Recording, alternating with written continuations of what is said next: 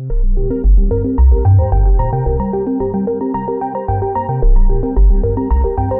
Art of Flow. Welcome to The Art of Flow, a podcast that explores connecting with your body, mind, and soul via movement arts and creative exploration. Through conversations with movement artists, circus performers, flow artists, and fire dancers. My name is Morgan Dalgano, and I'm the creator and host of the podcast, a flow arts enthusiast and a life coach. Feel free to check out some of my other work with individuals looking to get unstuck and discover peace and energy at ignitevibrancy.com. And occasionally, I will bring coaching concepts into the artistic dialogues. The Art of Flow is a free public resource for creators, teachers, and supporters of the arts who are interested in flow arts and fire dancing. It is available for mainstream distribution on iTunes, Spotify, SoundCloud, Google Play, YouTube, Stitcher, and at theartofflowpodcast.com. If you believe in a show that provides inspiration for artists and conversations on the creative process, please support the podcast on Patreon to keep it going. As a supporter, you can earn early access full-length interviews, submit questions for interviewees, be mentioned in an episode, and get a behind-the-scenes look at how the podcast is made. That's The Art of Flow if you're searching for it online. You can also follow the podcast on Instagram and Facebook to receive shorter clips of episodes, updates, and notifications when new episodes are released.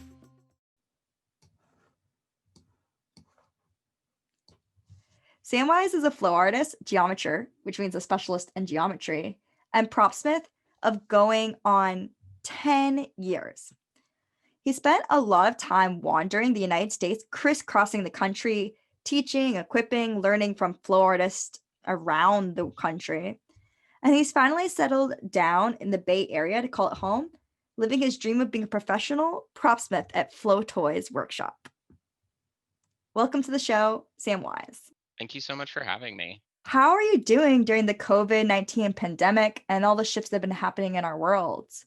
It's been a really interesting go. I was just getting off of the road from about 4 to 5 years of traveling when I had the opportunity to start working at Flowtoys at the beginning of last year, or at the beginning of 2020. And the opportunity to work with them and to finally settle down after so long was just so needed and so perfect, because I can't have imagined living on the road through all of this. And so I've been really blessed to feel like I have important and meaningful work to do, and to be able to come to a safe working environment every day, as well as to, know that I'm touching as many lives as I can in the most beneficial way possible.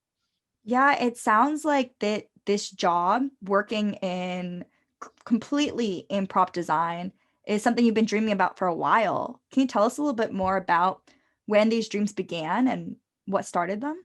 Growing up, I was really blessed to have a dad who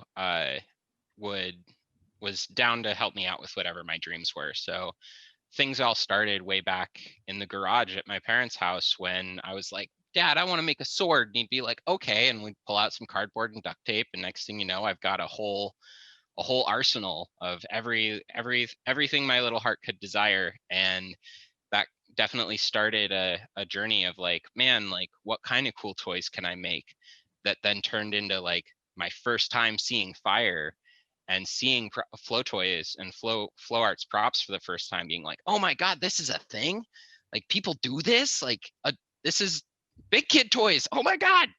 And that first week of seeing fire spinning for the first time, I had the opportunity, or was invited to build props with some of the friends that I met there. And a week later, I had my first contact staff, and every week after that, I had reiterated on it and made another prototype and made another prototype.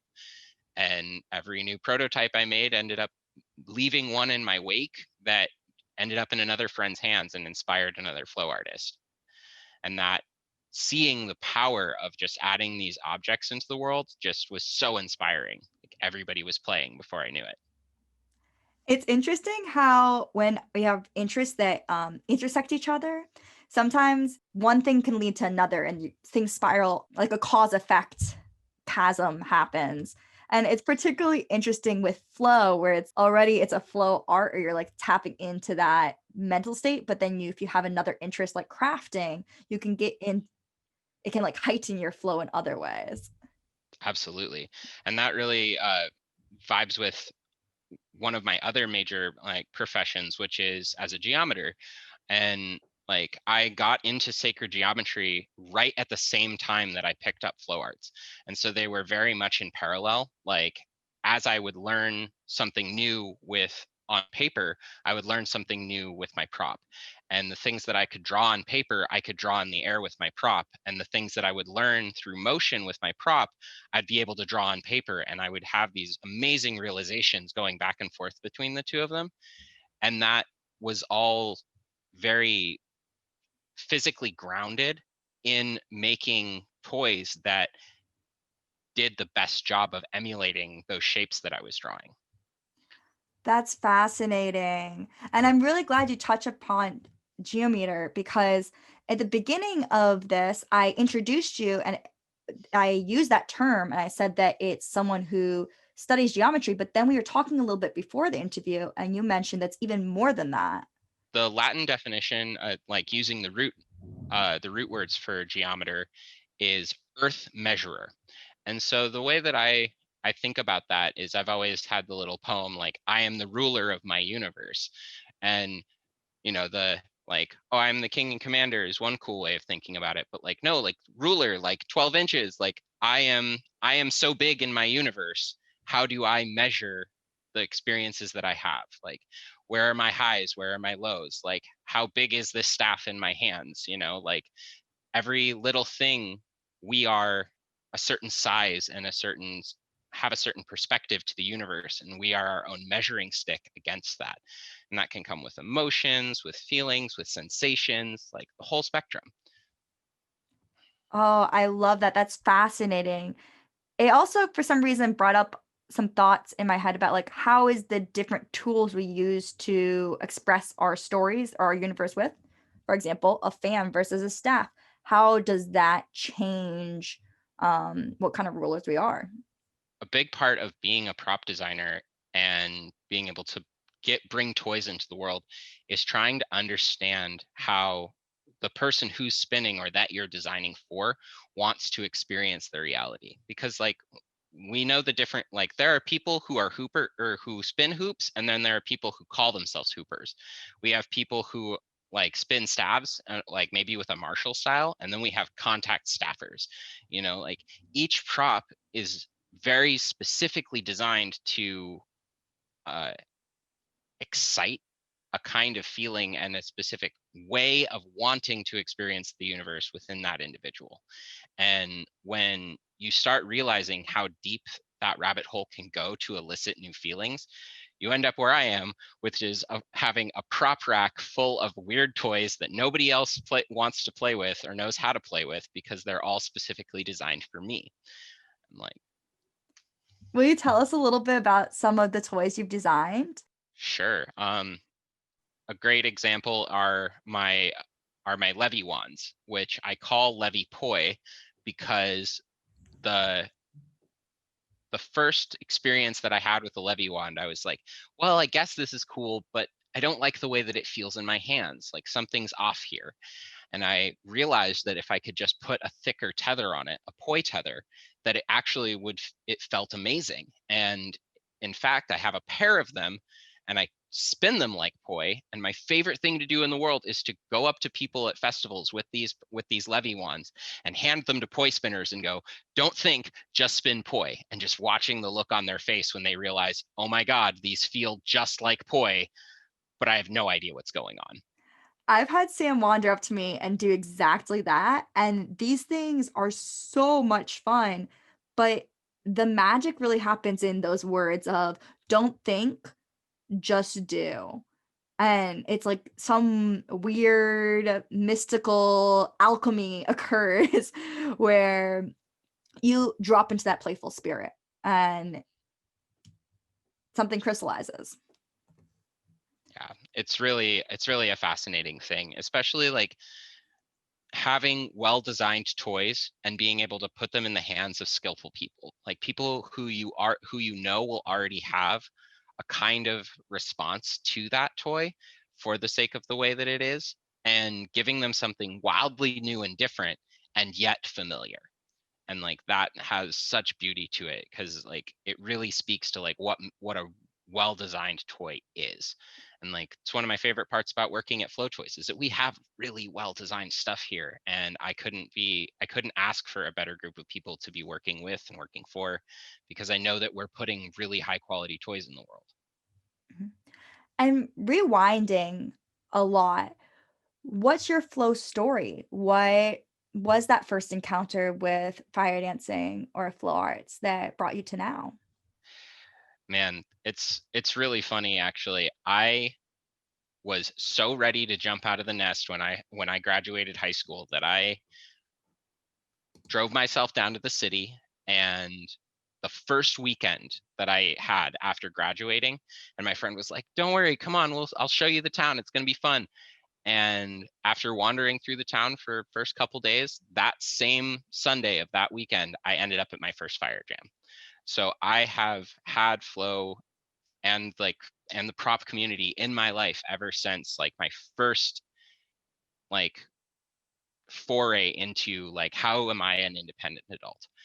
And seeing fire spinning for the first time, seeing the shapes, seeing the community and the way that people gathered around the fire and the drum circle, like all coming together, was just like, oh my God, this is so awesome. Like people do this. Like we do this. I could do this. And in that moment, I really thought that I was going to be more interested in drumming. And I actually kept attending those jams for 6, 8 months, going as a drummer until I got to know some of the fire spinners in the circle. And one day my friend looks at me and he says, "So what's your prop?" And kind of harkening back to that experience of making toys in my garage, I was like, "Well, it's a sword. Like of course it's a sword." And he's like, "Okay." And he just wanders away and he comes back and he's got a fire sword and he hands it to me and he goes, "Okay." And I start to stand up and I'm like, "What do I do with this?" And before I can even finish the sentence, he's lit it in my hand. And I have a campfire worth of fire in my hand and I'm freaking out and I go, "What do I do?" And he goes, "Spin it, go play." And I knew I'd been bit by the bug ever since. And from there, it turned into making props, trying to figure out the way that I wanted to play, and ultimately traveling. I learned as much as I could, kind of tapped the full breadth of awareness about contact staff from my community in Denver really fast, and went traveling to go find more, and ended up at Fire Drums within that same year, which was 2012, I believe, and ended up meeting, go figure, Savannah and Errol, who are now my managers here at Flowtoys. And Savannah was the one who gave me my first set of poi. And I kind of had my moment of like, all right, everybody spins poi. I want to spin staff, but I had poi in my hand suddenly, and I was like, okay, this is awesome. Like I really like this. And then going to Fire Drums and seeing the talent that was around, I was like, oh my God, the Denver community is amazing. Like the poi spinners in Denver are absolutely next level. What have I been missing? Like, what have I been ignoring? And so I returned from my travels with poi in my hands and went back to my own community and was like, teach me everything.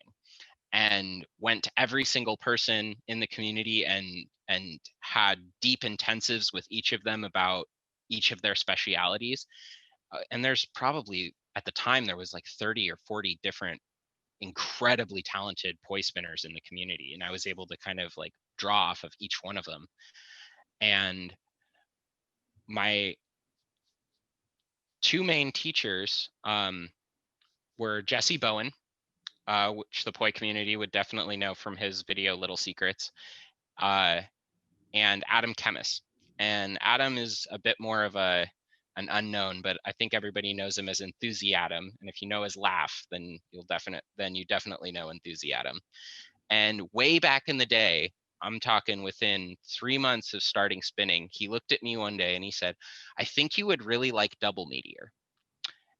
And I never really quite understood it at the time, but it's been 8 years now, and I picked up Double Meteor, oh man, almost 4 years ago, and it is easily my favorite prop. He knew within 3 months of me touching props at all that it was going to be where I'd end up. And I I spin Double Meteor like I mean it these days. That's so interesting. I wonder if it's the questions you were asking, because as someone who is teaching you, especially when you're Hmm. in that like new learner stage, which is what you always want to strive to be in when you're learning, is Hmm. like open to the new. But when you're really Totally. in that phase, um, you're attracted to specific things that maybe indicated to him. Yeah, there's a real possibility of that. The thing about Double Meteor that is so attractive to me is that it is such a complex prop. I mean, it's the only prop that has the ability to bend in the middle. Like sure, Boogang kind of do that, and like Poi kind of do that, but like it really behaves like a staff way more than you'd realize.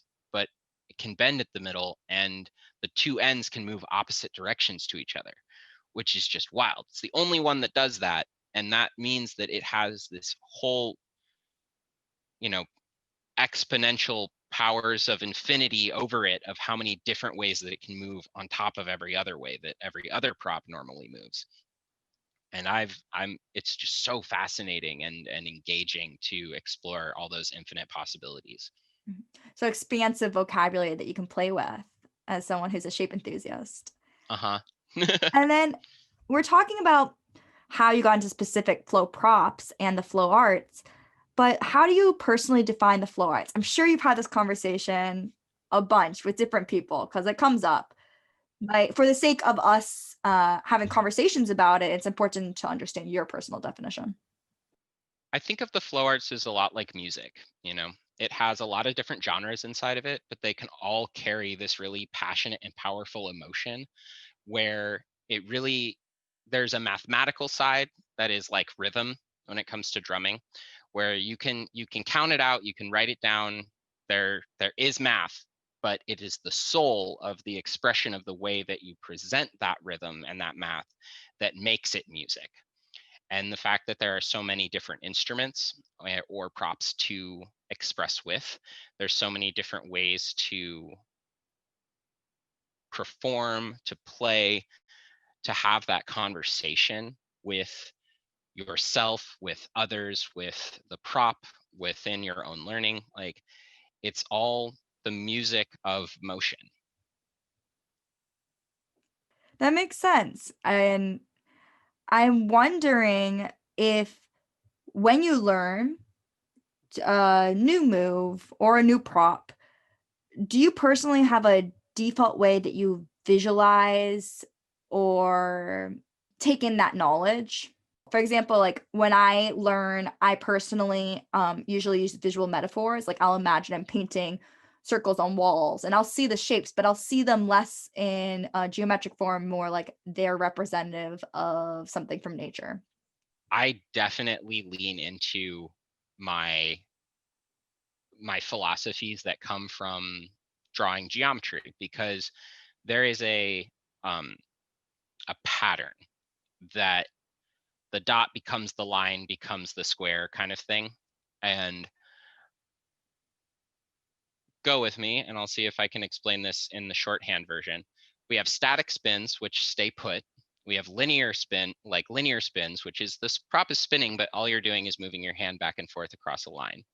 And then we have like extended spinning, which would be where your hand is moving around a unit circle, and then the prop is moving inside of that.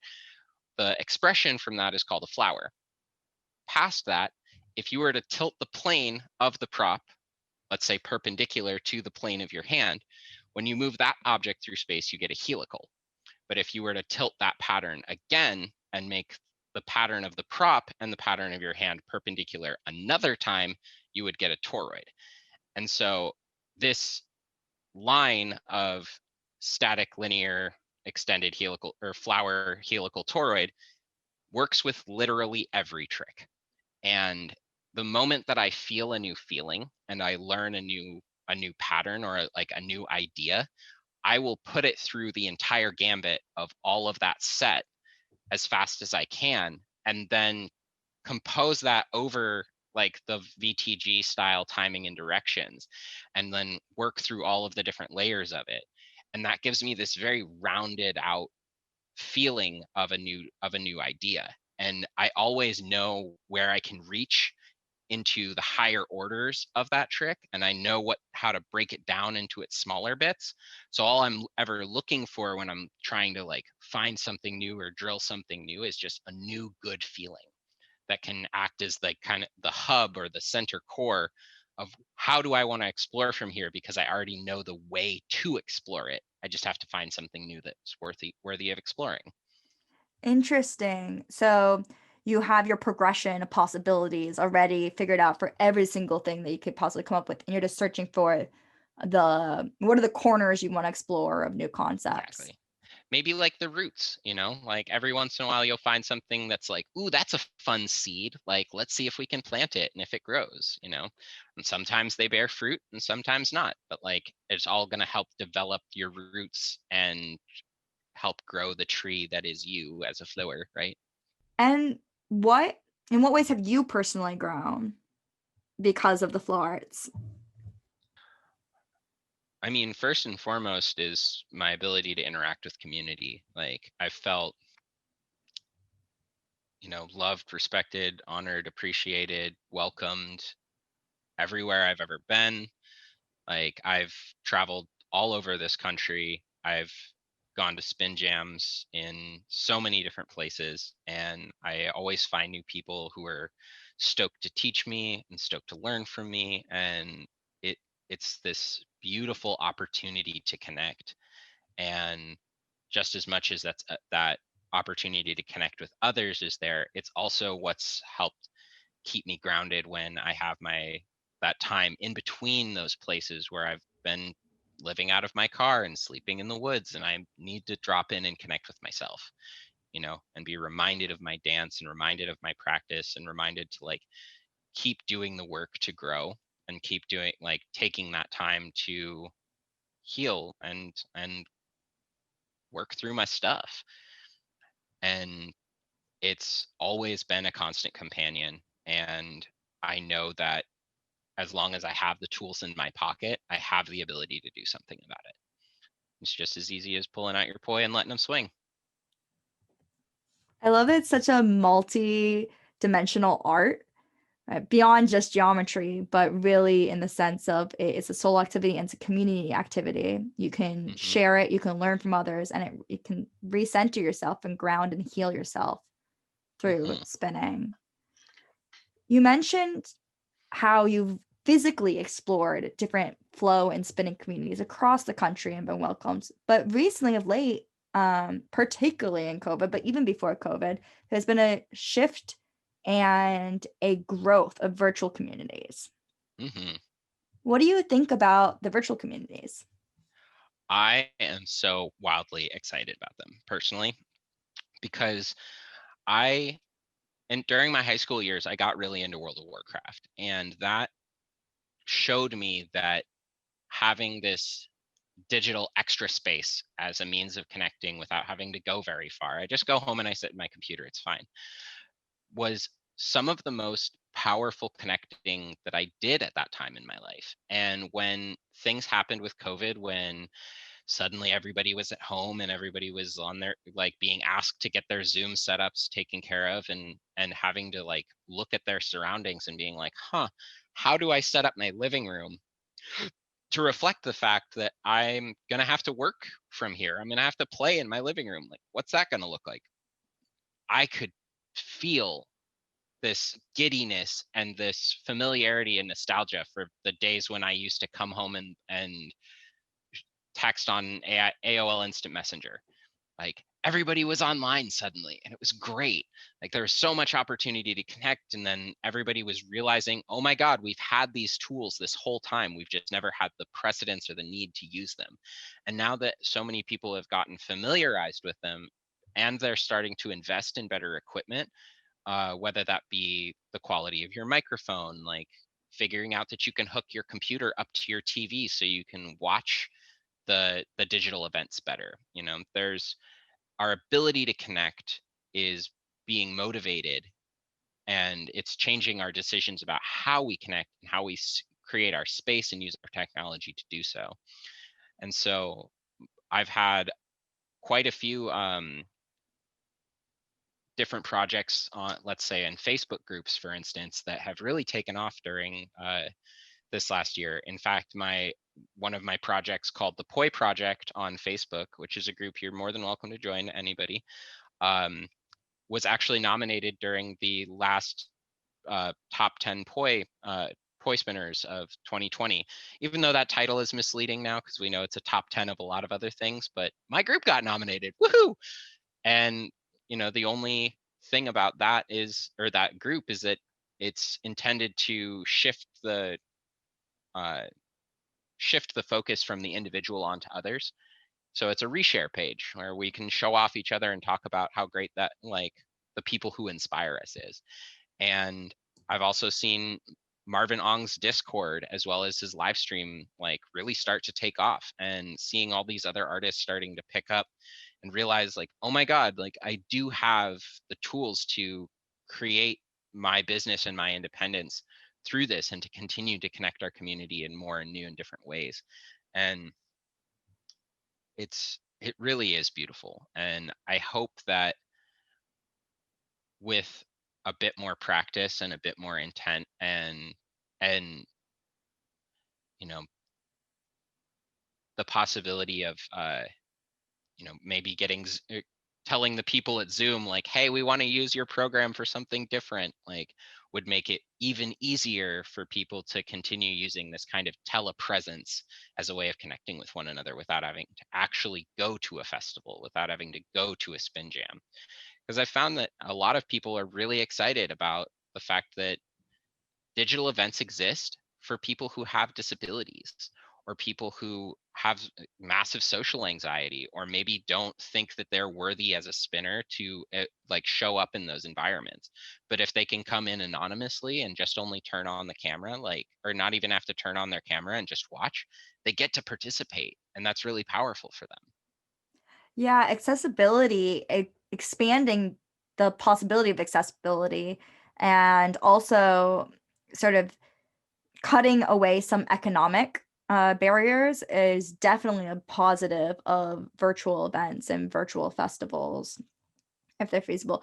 Then there, of course, it comes with the challenges of space and what kind of tech setup you personally have, or Exactly. And I think a lot of this stuff most people already have, but I don't want to assume that.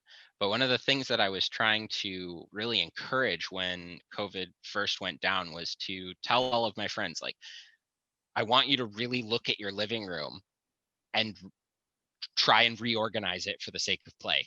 Like, you're going to be here, you're like, get comfy. Like, maybe it's okay when you only want to spin it in a little bit at the end of the day, and the main focus of your living room is because it's got the couch and the comfy and you want to watch your TV. But like, what if you reorganized your living room to be a play space? Like, how would that change your life? Like, how would that change this experience of isolation for you? in all your travels, you probably come across a lot of different spaces for connection, for community, for collaboration.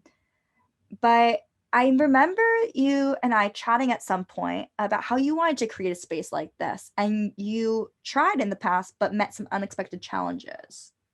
Can you Totally. share a little bit more about this journey and what you've discovered? In all my years, I've definitely had this conversation more than any other within the flow community, which is, I want to build a space, whether that be through friends, through whole communities, like trying to put something together, whether it be like a nonprofit or a for-profit business. Like, let's build let's build a flow space, let's create a business, like, let's do this for our community and create something awesome. And after hearing so many people say it, I was like, okay, it sounds like there's a lot of motivation here, let's make it happen. And so I decided to put the first step forward and like try and make something happen for myself. And my project was supposed to be called the Motion Monastery. And I spent about 3 years really working on it. And I only met failure after failure. And I think that that's it's an important thing to share with others, that as to why that happened. And a big part of it comes down to the fact that our community is still very young, and we are a community that kind of lives and thrives off of non-consumable investment. So beyond maybe fuel for our fire toys, like you spend your money on a toy and maybe you spend money on upkeep, but once you have your toy, like you have it, you're done. Like you don't actually need to spend any more money to continue to do the thing. Versus, let's say, a dance community where the ability to have a dance studio is actually the thing worth buying, and you need to continue to invest in a dance studio or invest in your clothing or in your shoes or your equipment. Like there's money to be had in that. But to look to the flow community and say like, hey, do you, like, if I present you with a space but I'm going to need a membership fee from you, then what are people willing to spend? That's the first issue, is do people have membership money? But the second issue is, how do I get a big enough space without capital to provide something that people would think is a worthy investment of their membership? All that's well and good, but when you ask yourself, dance studios are pulling this off, why can't we? The biggest answer and hiccup in the process is the fact that the flow community is an art form built as a skill art, and that skill art requires time and dedication and consistent practice and willingness to want to do it at home. And it's not a very easy thing to do, to expect to progress if you're only practicing inside of those environments. And dance studios make the majority of their money off of kids.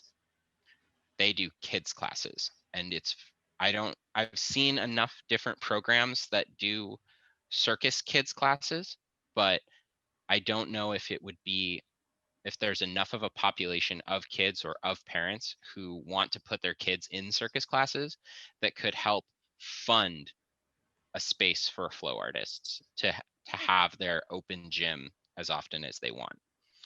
And so, as through all of my trials and tribulations and really wanting to build a business that could create an opportunity to pay my friends and pay our flow artists to be professional hosts, like space hosts, um it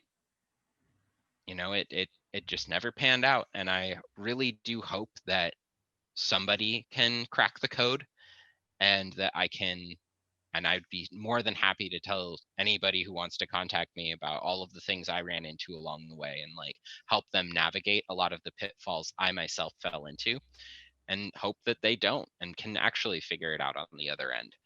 But uh, one of the solutions that did come out and was presented to me is that uh, one of the best spaces to create a flow jam is actually at your local college.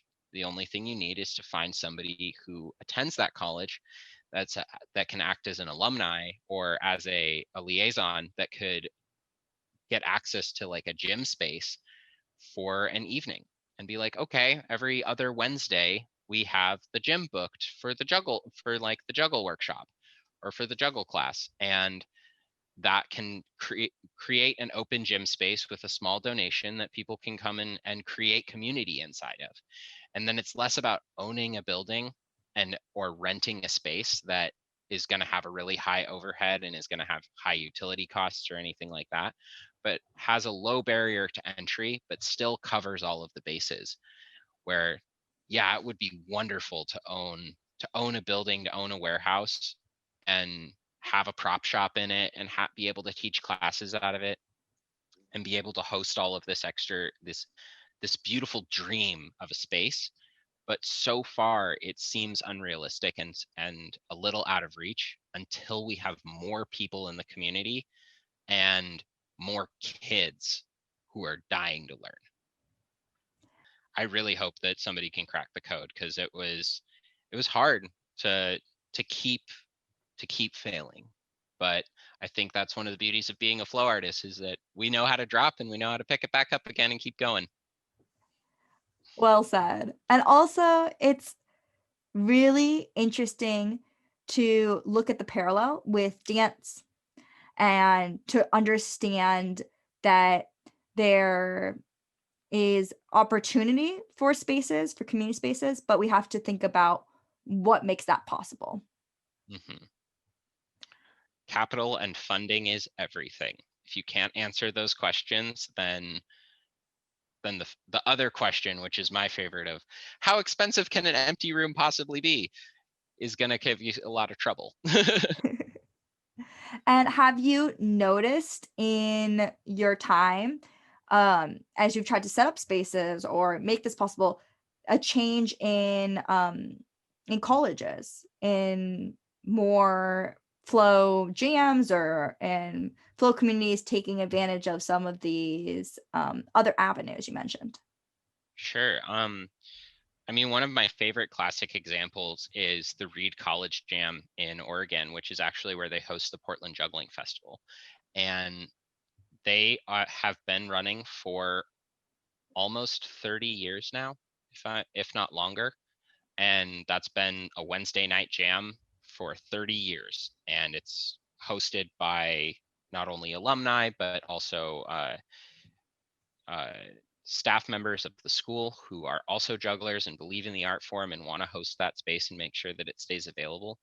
And so there are lots of ways, whether it be through finding that one old guy who, or the one guy at the professor at the school who juggles, and to him being like, yeah, I'll host a juggle jam, like, or realizing that there's a small group of glow stickers within your college to be enough to set the spark and kind of ignite the fire of, we can have this sacred flame that needs to continue to be tended, and that we can pass the torch to the next person and kind of keep the community going and keep the fire going and keep like ensuring that there is a space to gather within the perspective of colleges. I mean, MIT has a jam, like or had MIT has a jam. I've heard of a couple in New York.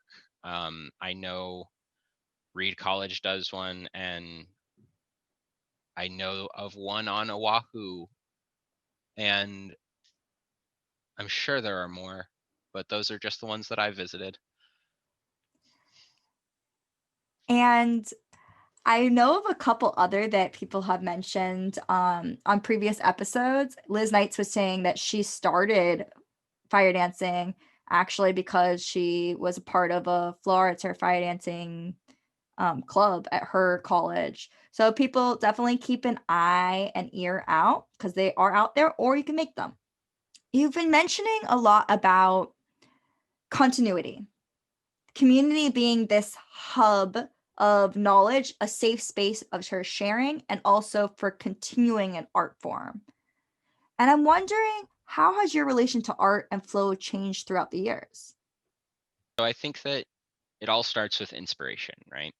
See something, see somebody else do something, learn something new, and then having kind of the community's enthusiasm behind it that motivates you to want to do it, to want to learn, to want to take it home and do the practice and put in the hard hours of making that growth, maybe only just so that you can bring it back and show off, you know, or having people to bounce those ideas off of motivates learning. Like, it's one thing to learn something new, but if you don't have somebody else to talk about it with or to give that knowledge to, then it kind of ends with you, right? Like, what value is accruing all of this knowledge if not to share it, if not to present it, if not to, in the hopes that others would pick it up, you know? So having other people to bounce off of, having good ideas that your community will reinforce and be like, bring back in their enthusiasm, being like, that's so cool, please teach me, like, how did you do that? Like, are very motivating statements and feelings that I think a lot of people would resonate with, of being like, yeah, I kept going down this particular path or picked up this certain prop because of the response that people had to it and to me, you know? And like, that's a very gratifying and satisfying feeling. It's interesting because I was having a conversation with someone today about how conversations are like this. You're building a tower together. And if you just reflect back what someone says and only that, without asking another question or adding what it brings up in your own mind, Mhm. then the conversation will continue. They'll feel heard, but it's going to stagnate at some point. But if you add in a question, if you add in a little bit more information, it will instead build into something new, something that is longer and explores more nuances than it would otherwise. And I think that that's happening in movement as well, movement arts. Absolutely. I mean, what's interesting about music and motion, where it kind of runs into language as being just slightly different, is how do you ask a question with motion, right? And when you realize that the question, or more times than not, at least for me, is that that question of, is that a new feeling? Like, is that a new way that I could explore? Like, what's that path over there? Like, is one of the most fascinating questions that my prop asks me. It's like, but what if we tried this? And coming to that realization that, like, there's a conversation to be had just between you and your prop. There's a conversation to be had between you and somebody else. Like, your prop is asking you questions. You can ask questions of your prop and continue the conversation just in your own personal flow journey and experience, and bring those same questions of, like, you know, the very personified version of, my club asked me to do this. What do you think about it? Like, and then bringing that to your friend, being like, does it work for you? It worked for me this one time. How does that fit into your experience? How does that fit into your movement? How would you do it differently based on your soul, rhythm, interpretation of the music, of the dance? And that back and forth of, like, well, I would do it like this, just creates such beautiful things. I really love that you touch upon the relationship you have with your prop because that is a very important relationship and it's something that can evolve and change. You can be a wielder of a prop, or the prop can be the teacher. Many other variations and iterations of possible relationships from there. Sure. Those are just two examples. One of my favorite things that I realized way back in the day was, let's use staff as an example. Who is the ultimate staff teacher? My answer is the staff. Because if there is one thing or one entity in all of the universe that knows absolutely everything and only how to be a staff, it's a staff. So if you can ask a staff, well, how do you be a staff? It'll tell you, because it doesn't know anything else. Speaking of props and what knowledge they contain within their very essence, we were talking about Meteor and your connection to Meteor before. You've been spinning it for 4 years, maybe a little bit more. And I'm curious if you know the history of the prop. Yeah, I know a little bit. The thing about Meteor, and to give it a bit more of a physical definition of, like, what makes a meteor, is that they have a 50 or an equal weighted head on both sides of a tether. And so technically nunchucks do fit into this category. They're just long sticks with a short rope. The ones that I use are short sticks with a long rope, and that long rope can get as long as you want Wait, pause. out. So is nunchuck a type of meteor, is what you're saying? Technically, they fall under a bigger umbrella of a thing called the Manriki Gusari, which is an ancient Chinese weapon that literally means equal weighted chain. And super deadly ninja weapon was, you know, used all over the place and turned into lots of different forms. But nunchucks and our current meteors are all fit under this category of Manriki Gusari. That explains so much for me. I was thinking about nunchucks earlier when you were talking about meteor, and I was like, oh, but that sounds similar. And now I see why there's the connection. Mhm. It really boils down to the longer the stick and the shorter the rope, the more it starts to act like a staff. But the longer the rope and the shorter the stick, the more it starts to act like a poi, kind of, until you throw it, and then you like throw it up in the air and you're like, that's a stick. But I mean, the oxbow meteor, which some people know as puppy hammer, is also a meteor, is just as much the same thing, equal weighted on a super long yoke or tether that wraps around the back of your neck. But the version of it that I play with are about 3 feet long, like maybe 3 and change feet long meteors, and I have a pair of them. And the choice that I make is, do I play with them from the ends or do I play with them from the middle? And so where nunchucks in most cases, or a set of handle poi, would be played with from the ends, and there's like very little time that you would spend ever playing from the middle, I've designed my meteors specifically to be played from the middle as often as possible. Interesting. And why did you make that choice? Because I wanted 4 parts. I wanted to manipulate 4 heads independently. I had a moment when I was spinning blindfolded one night where I locked my hands together and I was doing a pirouette, and I could feel how this one motion of my hands was making 2 different things happen in my poi. And I was like, oh, I could totally put both of those in one hand. Oh my God. And then had my whole moment of like, what if I did that with the other hand? And then like needed to go find 4 poi as soon as possible.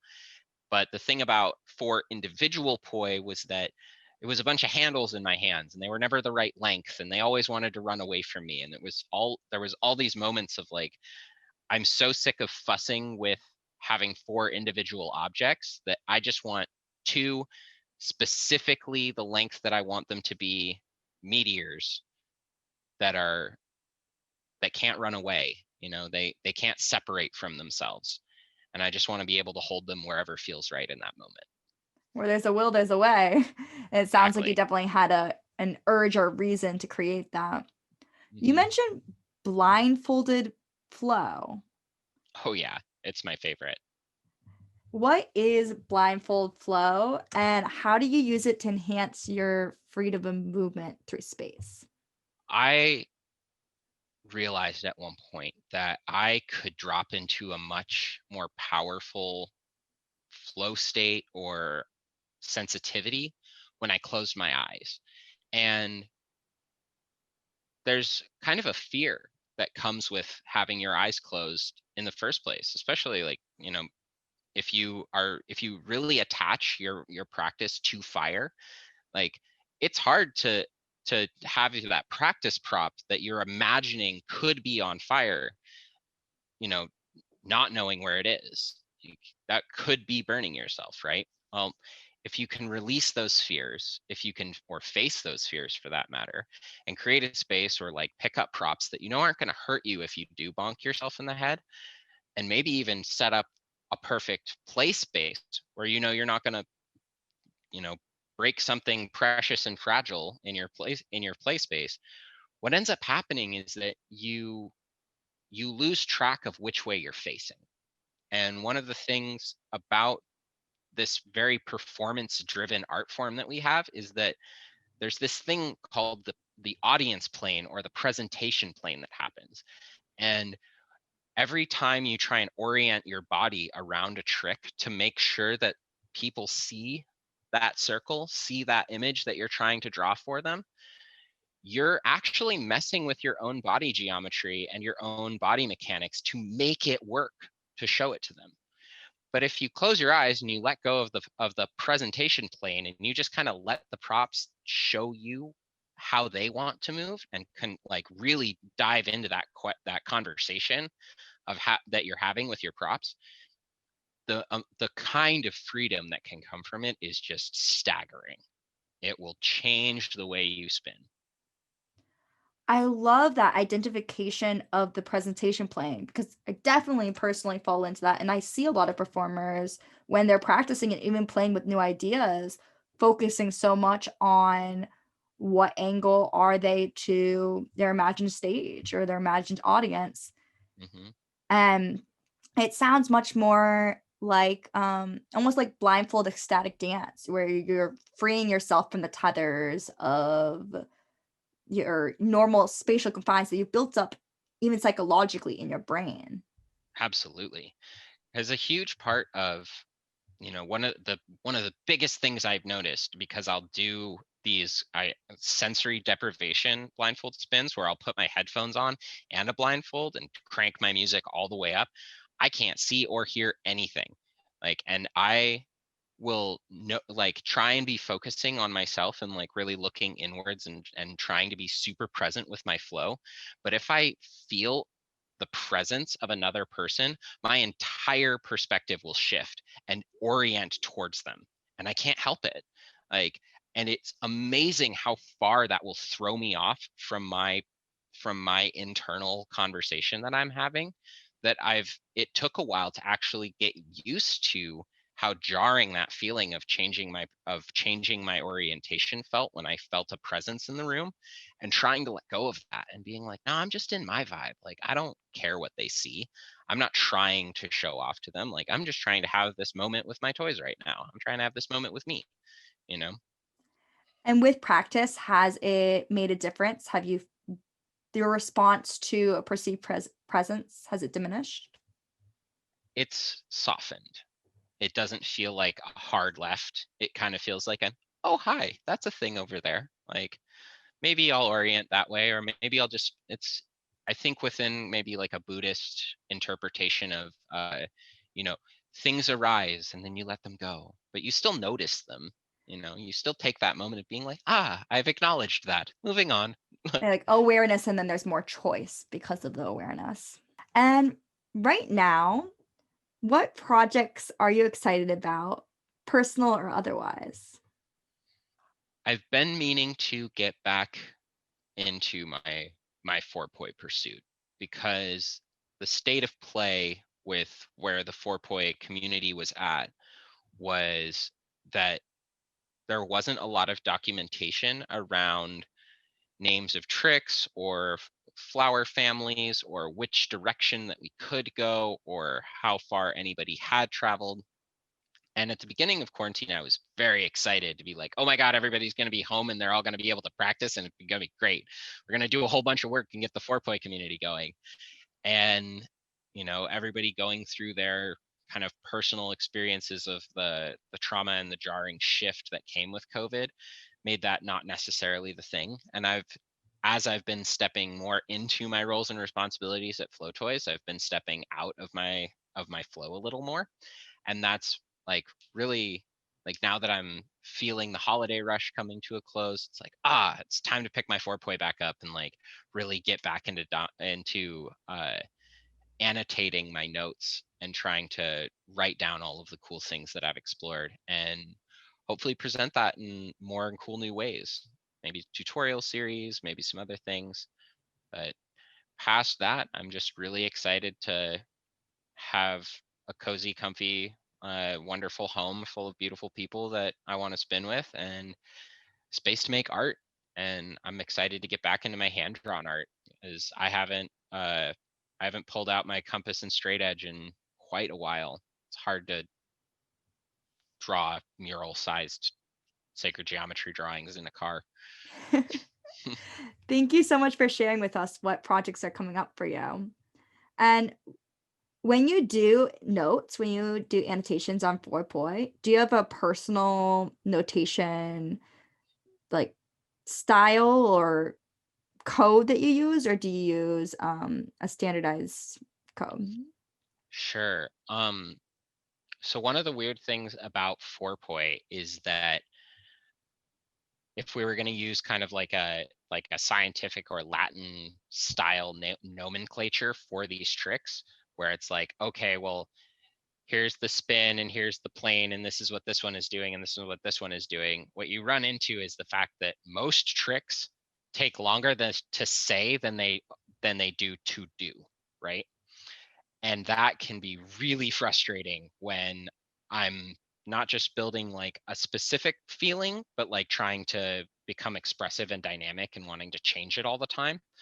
So I've leaned into really, like, from a younger version of me really hating cute names for things like, uh, let's say the thread the needle is like a trick that everybody knows. Like, the thread the needle is a great name. It barely tells you what is actually happening inside of the trick, but it is a great name that everybody can associate to because it is this almost the same trick with every prop.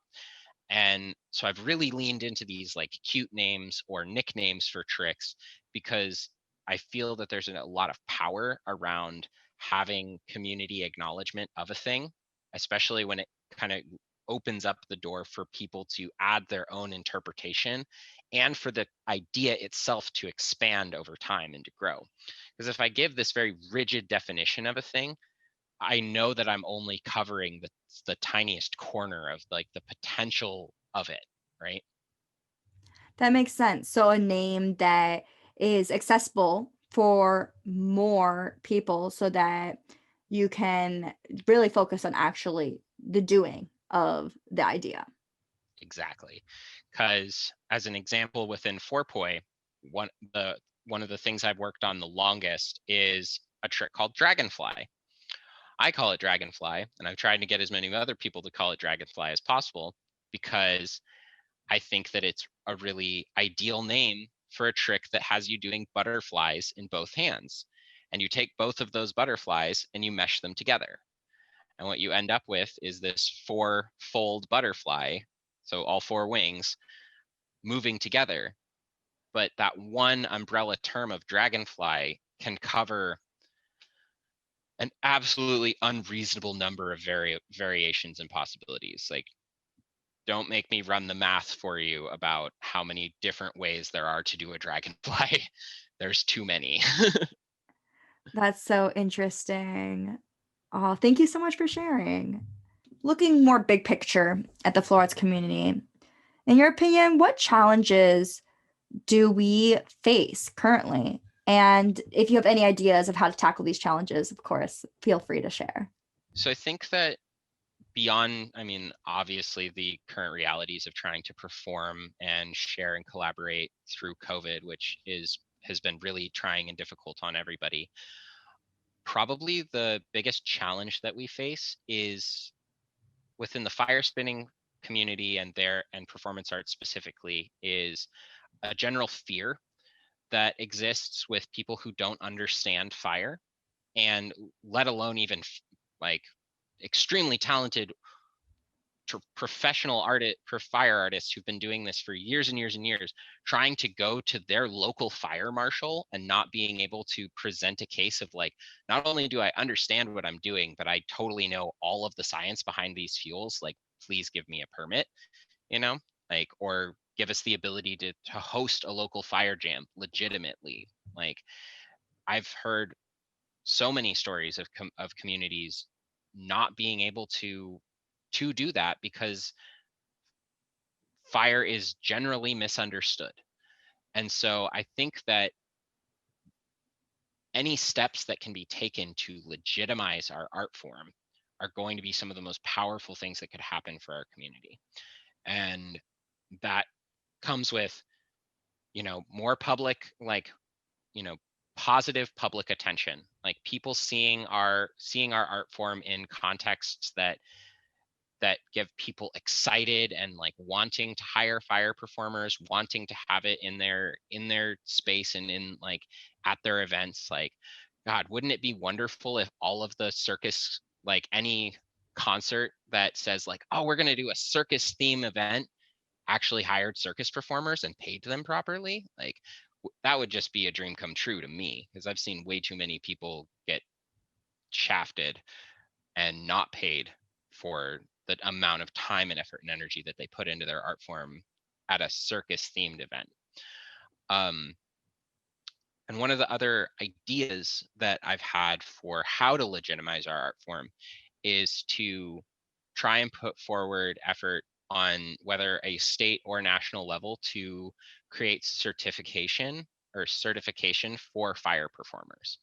And what that would mean, what that would look like, is essentially like a license, or a, like, become a card carrying member that makes you go through similar trainings as, let's say, driving a car. Like, you want to be a fire performer, like, go take the safety class that's held by the fire marshal, like, and or by one of your own community members who's been vetted by the fire marshal as being able to teach a class and give certification for a thing. And what you end up with is a license that could potentially have different tiers of the level of accessibility that you have. And so not only does that make it so that if that became a nationally or internationally recognized thing, that I could, as a prop artist and as a fire performer who's been around the block a few times, could roll into a new community full of new people and be able to show my card to whoever's at the fire circle in the fuel dump, like, hey, I have my card, I know what I'm doing. And I'm more likely to be able to join into their community, because if I don't have my own props, like, let's say, my LEDs, and it's dark at the event, even having the conversation at somebody else's fire circle of, I know what I'm doing, can I spin in your circle, is a really difficult conversation to have, like, where people can tend to be, like, maybe not so trusting, where they don't know how you're going to act with your fire toys. They don't know if you're safe, if your practices are in alignment with their practices as their community goes. And I think creating a common conversation, and I've seen a lot of this at the fire festivals that FAI hosts, where the fire safety classes, like, definitely create a very structured and familiar sense of fire safety. But every layer of that legitimization and certification would create more opportunity for somebody to get a job or take a gig as a fire performer and say, yeah, like, I'm, level 3 certified fire performer. That means I have insurance. I've been recognized as having fire safety protocols. Like, I know, whether it's, your fuel safety and, like, flashpoints and different temperatures, you are making sure that, or you're basically saying by signing up that you're wearing proper fire spinning clothes. Like, all of those different things could come with a certification of saying, like, I'm leaning into my own liabilities and saying, like, I've got the license to prove it, and it legitimizes and professionalizes us, I hope, in a way that could create greater professional opportunities for performers and teachers and every other stripe of how our community has yet to evolve. It's being able to codify and then quantify your knowledge of fire safety in a way that enhances accessibility for the art form to um, other communities that currently are not able to gather in that way. And also in that fluidity between communities that you may have not visited before in a way that feels comfortable for all. Totally. Because, like, wandering into a fire circle and having to only needing to spin for 10 seconds in front of the guy in charge of the fuel dump before they're like, oh yeah, he's good. Like, I can do that, but I don't know how many other people can do that, especially if maybe you're traveling and you didn't bring your fire props. Like, how are you going to have that moment if somebody won't even put or lend you their props so that you can have that moment, right? But Mhm. also, like, even further into, like, on a performance level, being able to say, you know, like, yeah, I'm worth every penny. Like, I'm worth, you know, I think somebody broke it down for me a few years back that basically put it in my head that I was worth $900 for 15 minutes between insurance and time and skill and effort and cost of equipment and cost of travel and cost of there's just so many layers that when I see somebody getting $50 a head as for a fire performance gig where they're on stage for 2.5 hours, if not 3, with multiple costume changes, I'm like, Wow. we need to be doing better. Like, we all need to step up and, like, hold ourselves to higher standards, because the whole community being ready and willing to say, I am worth more, continues to legitimize the community, continues to make us all more worth it, and creates those opportunities for somebody else to, somebody who wants to hire us, to look at that and be like, yeah, you are worth $900 for 15 minutes. Like, I just can't wait until that day is here. Here, here. And in your opinion, what can we do, or perhaps are you currently doing, to support equity and diversity and inclusion in our communities? I've been doing everything I can to try and spotlight other artists. And I know we all have work to do in terms of trying to be more inclusive and more diverse in the ways that those things show up, and you know to not virtue signal too much, but to definitely like do the work to try and beat the algorithm back, to make sure that whether it be people of color or the LGBTQ and trans community all have their moment in the spotlight, and being like super down to share and promote and to point the spotlight towards them, which is a big part of the idea behind the Poi project, is to not make your presence on social media and your interaction with social media as much of a personalized experience, where it's really like, I think a lot of people are very, I guess, ego driven through their experience of social media, which is like, I'm going to post my video and I'm going to have a reaction to whether people like it or comment on it or how they react to it. It's like, well, yeah, do that, because we want to see your art and we want to see you contributing, but also be stoked about your next door neighbor, about your friend. Like, repost their stuff, hit share, like comment on their posts, hit the like button. These really small things do go a long way to creating momentum to put those people in front of even more people. And I think as a community, like, it's the bare minimum, but we could do so much better about really putting forward and trying to hit like on on every video of our friends, you know, and trying to see, you can bend your own algorithm to show you more awesome stuff, to show you more of your awesome friends spinning things. And you can, by hitting that like button, you also have the opportunity to help bend other people's algorithms to match. And that brings all of us up. That's a really cool way to look at it, to think about, okay, the algorithm's working in this particular way, so how can I use that to the advantage of myself and my community? And can you tell us a little bit more about Poi Project? Sure. uh It started as just a good idea one day. I think I was posting in a thread on Poi Chat where people were, I think somebody was getting really butthurt about nobody wanting to watch their video, which is really funny. And it just, in that conversation, it came out that it was like, you know what? Like, what if we just started a page where you weren't even allowed to post yourself? What if you could only post other people? How would that change the kind of conversation that we were having around the things that we were looking at? Because you completely remove this personalized, this the personal level of investment that you have with the thing that you've shared. You just all you can do is just post something dope that you saw and be like, I think that this is amazing, what do you guys think? And then suddenly people went nuts for it. The first 2 months of that page being up had an incredible amount of momentum, and I did my own, the best I could when the page first started, to try and tag everything that I could. So there's whole playlists of posts from the entire kind of anthology of the thing, or of the page, where you can go find an entire list of classical videos, like all of the Poi videos that like inspired an entire generation, like all have a tag associated with them.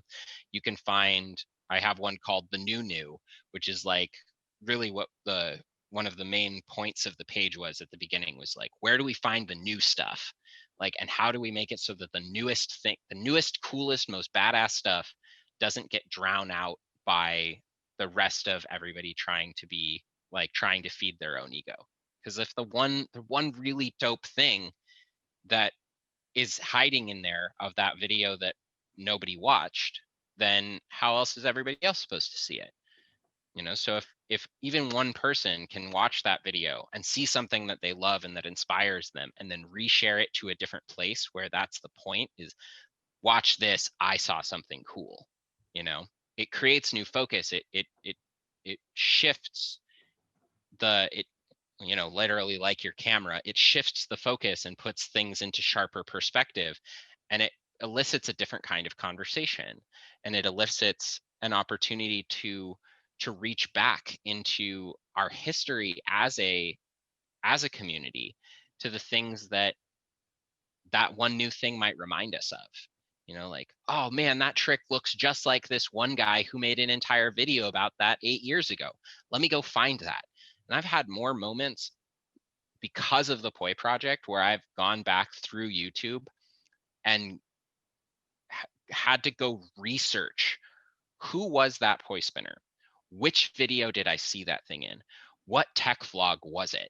And realizing that there is this wealth of incredible information from a generation long past that pretty much died out because of Instagram, where 10 like 8-10 years ago, there were Poi artists, double staff artists, contact staff artists of all different shapes and sizes who were putting in work to create tutorials, to annotate their progress, to create systems, to make this information accessible to other people, and the majority of new spinners have no idea it exists.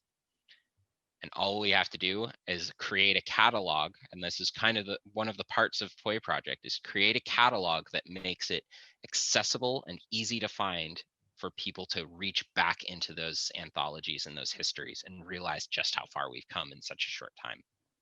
That's so cool. It's a repository of knowledge. Wow, that's so useful. And is Poi Project only Poi, or is there a possibility of expanding to other props as well? At the moment, it's only Poi, but I would be like, I mean, call it permission here and now. If I see somebody post double staff project and make a puppy hammer or rope dart project that has the exact same thought process, like, please do. You have my full permission. Like, I'm not trying to capitalize on this one at all. To stay within the spirit of the Poi project group, the only rule is don't post yourself. And that if that one hard and fast rule is held to, surprisingly, this page has been up for just over a full year now, and we've had almost zero drama, which is kind of crazy. That's really interesting. Yep. I can believe that though, when you're advocating for someone else and you're talking about something that you found really interesting or cool, there's a lot more sharing going on than peacocking. This is a big one. I asked this question of all the guests on the show, and it's really interesting the variety answers and ways that it can go. But what's your vision for the future of flow arts? What I want to see is the day where flow props are as ubiquitous as frisbees. I want people of all shapes and sizes to have one in their backpack or their car and not know why. I want them to have access to this thing and to bring it out to the beach with them or bring it to the park with them, regardless of whether they pull it out and play with it or not. But everybody has one, and everybody maybe knows a little bit about how to play with it, because everybody can throw a frisbee. Well, everybody can spin Poi, everybody can have a stick, everybody can hoop. If every single person had a flow arts prop, or that there was always one at the beach party within your group, then just imagine how cool it would be if after the beach got dark that everybody pulled out their LED toys. Can you imagine an entire beach at like on spring break, just LEDs and some flowers as far as the eye can see, where every space and place and park and whatever after dark just becomes the Las Vegas Strip full of dancing lights. We are heading that direction, and it's just a matter of it making the leap across, you know, tipping point. When it once it passes the tipping point, and you know, everybody's like, yeah, of course I have poi in my pocket, why wouldn't I? Like, that would just be the coolest.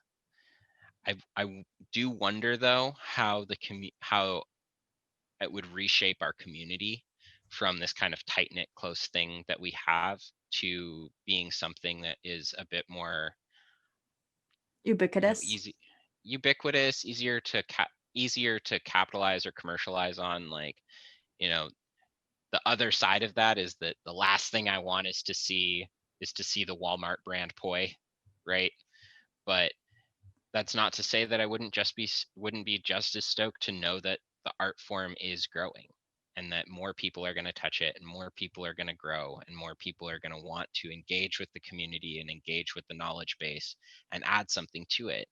You know, I want to see, like, I think that the biggest part about everybody having them would make it so that everybody's touched it, everybody knows how difficult that it is in its own right, and therefore it creates this opportunity of everybody knowing, like, yeah, that guy, he's really skillful. Like, that woman is absolutely incredible. Like, these people are absolutely professional and have dedicated their lives to this art form. Yeah, we should definitely pay lots of money to go watch them perform, That you makes know. sense, by having more of a shared basis of knowledge about what is this craft, what is spinning poi feel like, and how, what skill level does it take to do XYZ. It would allow more appreciation for artists that currently are professional flow artists. Exactly. And then, you know, then that really does create that precedence of, like, you do have your superstar, you know, Vegas level performers who are getting paid an obscene amount of money, like actually making their full year, like year salary, like working for somewhere like Cirque du Soleil or you name it. And down to like having just local artists at concerts and venues, like budgeting in performance artists and making sure that they're paid, you know, like every opportunity to legitimize the art form and to see us all rise gives us more money to invest in our communities, you know. Like, it it all comes around, you know. And more people engaging with the flow arts is going to make that more possible. More people, like, every time that you let somebody else play with your toys, like, you could you could be inspiring like the next most amazing prop artist. Like, maybe you're just going to inspire them to get out of their depressive rut, you know. Maybe you're going to inspire them to dance again. That's what Like, I'm wondering. Like, it, yes, it would shift the community if everybody had access and knowledge of props. It was an everyday toy found everywhere. But the fact of getting into playing with it, of getting enmeshed in, enthralled with a particular toy, changes you. It teaches you. It transforms you in some way. So that may counterbalance the worries. totally.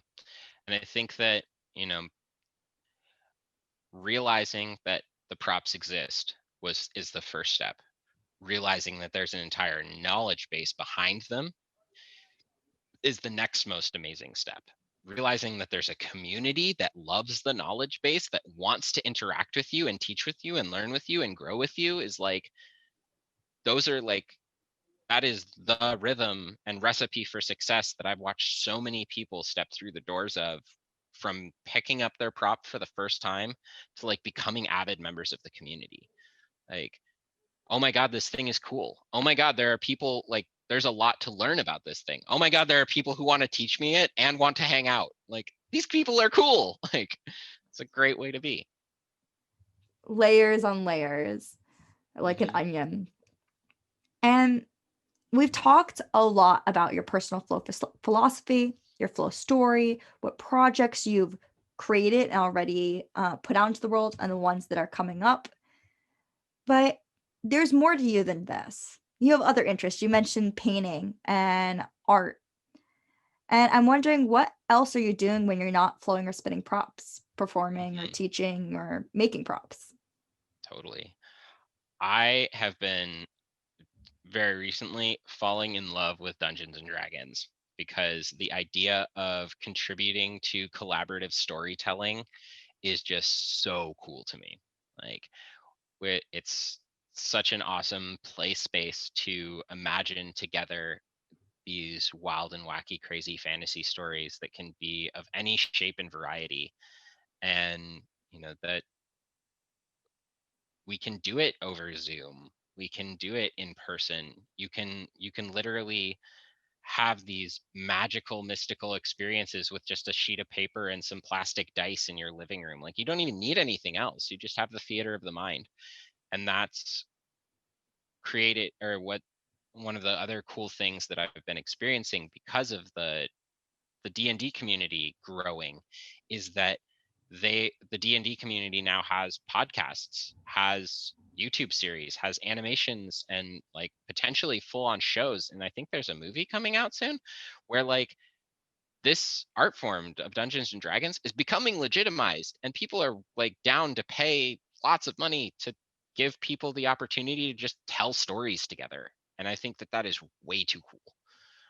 Um, and I some of my other guilty pleasures are I really, really enjoy drawing and spinning a compass. Like, it was one of the things that got me excited about spinning in the first place, and is really a form of research for me because, the thing about the sacred geometry, right? Like, that version of the thing that you hear it talked about as sacred geometry, but like what makes it sacred versus just a bunch of shapes, right? Is that if you were to think of it like like a holy text like the Bible or the Quran or the Kabbalah, right? Geometry is a book that you write and read at the same time.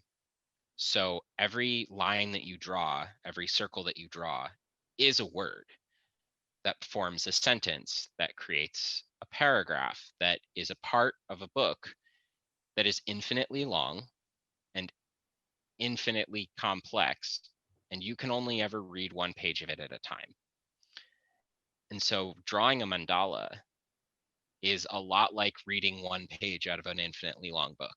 And maybe you learned something inside of that one page, and it inspires you to draw the next page.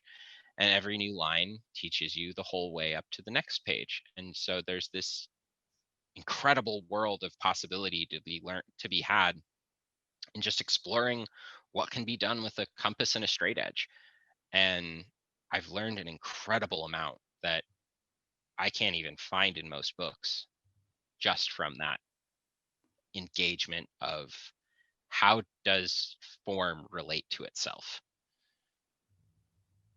And in the same way, like, as an artist, I'll fall into these modes where it's like it's spinning time, or it's music time, or it's story time. And like, I'll have my days and weeks where I read and read and read, and I'll have my weeks where I just can't stop drawing for anything. And some days I'll write.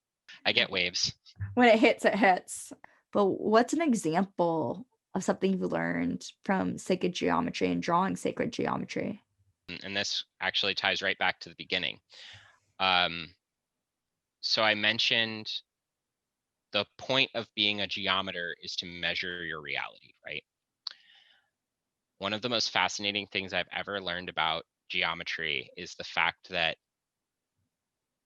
there is only one hexagon. And what I mean by that, and it's a little hard to little hard to sum up, is the fact that I can draw you a picture of a hexagon fractal where I fill a hexagon with hexagons infinitely big and infinitely small, and the hexagon is full of hexagons, and it's all hexagons, right?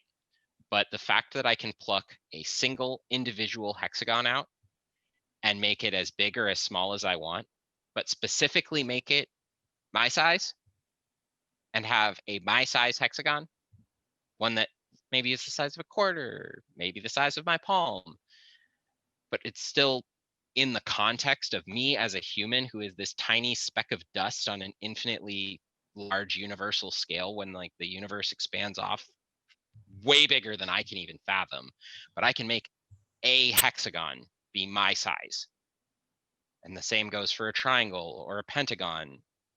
And I can take each one of those shapes and dive into each of them infinitely.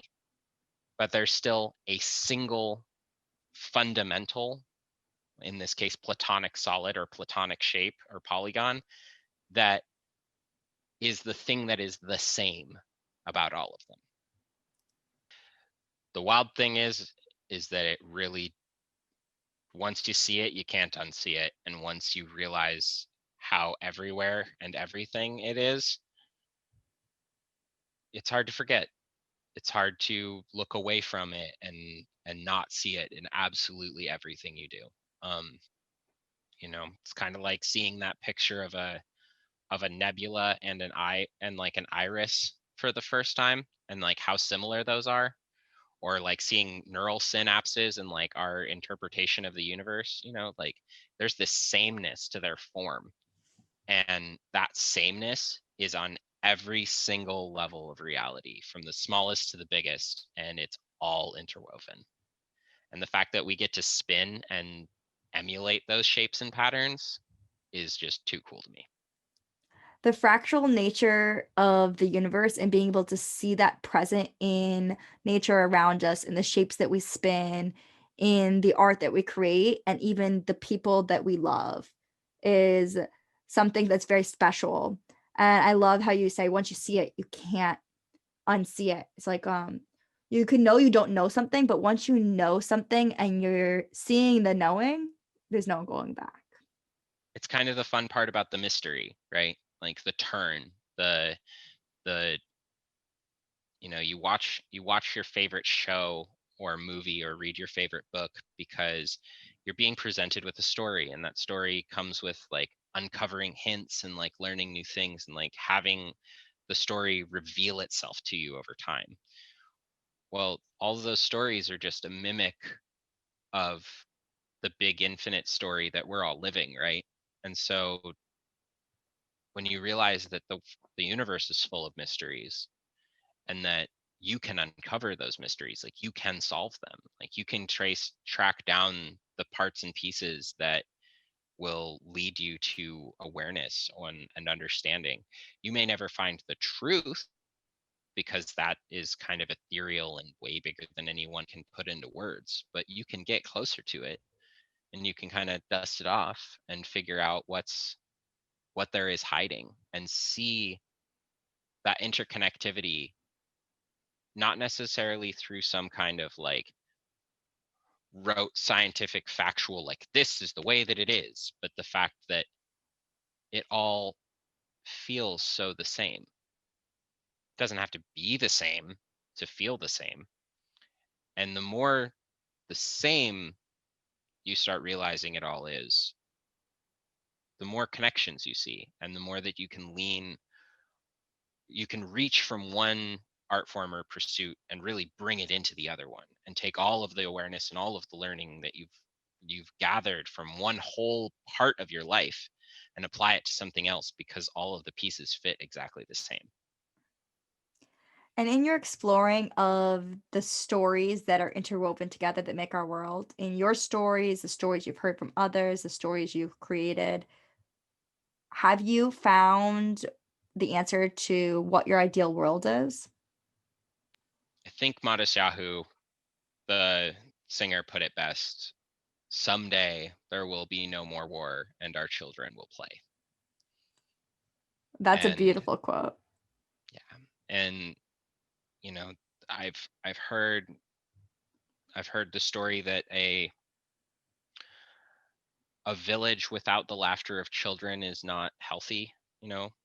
Like if it's not, if your village doesn't have children laughing, like what are you doing? What, like, how is, like, how are you not creating a safe space or creating abundance and care and giving children the freedom to play? And I think that a big part of us picking up props is the fact that we're yearning for that childlike permission to play the way that we did as kids, but still having to work so hard to create the environment that allows us to do it.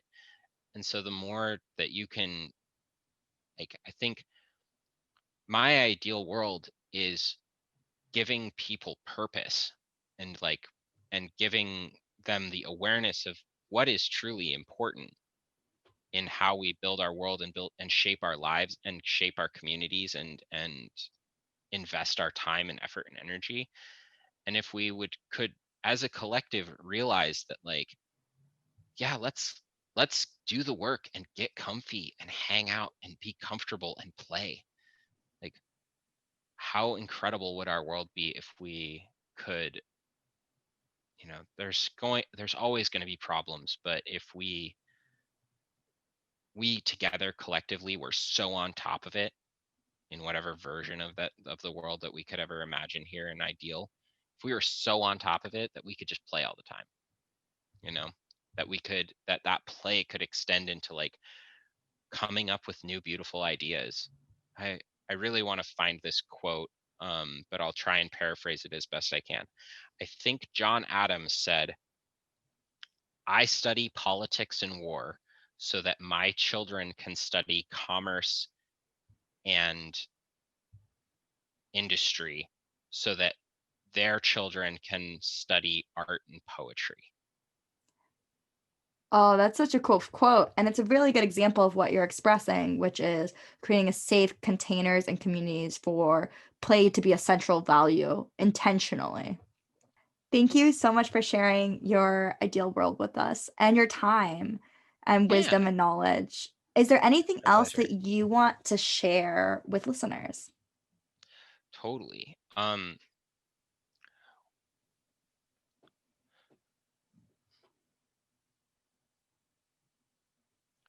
Bruce Lee had a quote, "Be like water." Well, Samwise has got a quote, "Just be a tree." Especially when we're a whole bunch of flowers. I mean flowers. I mean flowers. Sink your roots down. Think about where you are. Think about where you've been. Reach deep. Explore the uncomfortable dark. Find stability. Then reach towards the light. Grow. Drink water. Hydrate. Breathe deep. And reach out those branches. Dance in the wind. Shoot some leaves. Maybe throw a flower or two. Grow some fruit. Plant a seed. Be a tree. Thank you so much, Samwise. It's been an absolute pleasure. If anyone wants to follow up with Sam about any of the projects he's mentioned, the knowledge he has to connect on, ask, tech questions, he's a great resource. Go ahead and check out the social links below in the show notes. You can find ways to contact him and get in touch. Do you want to keep the conversation going? Join the Art of Flow Facebook group to be part of a community discussing episodes, sharing art, resources, and questions with each other. Thank you for listening and see you next time.